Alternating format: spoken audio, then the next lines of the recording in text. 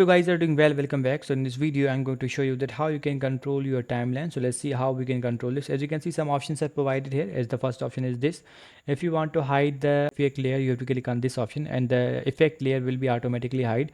If you want to show this again, you have to click on this. As you can see, if you want to hide the text, if a text layer, you have to click on this and the text layer will be hidden. And after that, if you want to show this, you have to click on this again. For the music layer, you have to click on this and let's click on this again.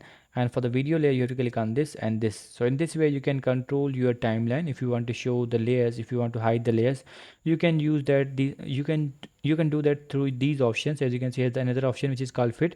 If you click on this, the timeline will be fit. If you want to click on this, and the size will be increased again. As you can see, some other options are provided here, like the zoom in and the zoom out. If you want to use them, you can also do that. Here's another option which is called voiceover. If you want to do the voiceover on your video, you can also do that. As you can see, tape or press and hold to record. As you can see, if you want to record a voiceover in your video, you can also do it. Simply you need to hit this button and the recording process will be started, and then simply you need to click on the right and the voiceover will be added into your video. So I don't want to record the voiceover, so I'm going to click on this again. So as you can see, after clicking on this, so in this way you can control your timeline with the help of these options. And if you want to add the voiceover, you can also do it with the help of this option. So I hope you guys understand this video, that how you can do the voiceover in your VN editor and how you can control the timeline in VN editor. So see you guys in the next video.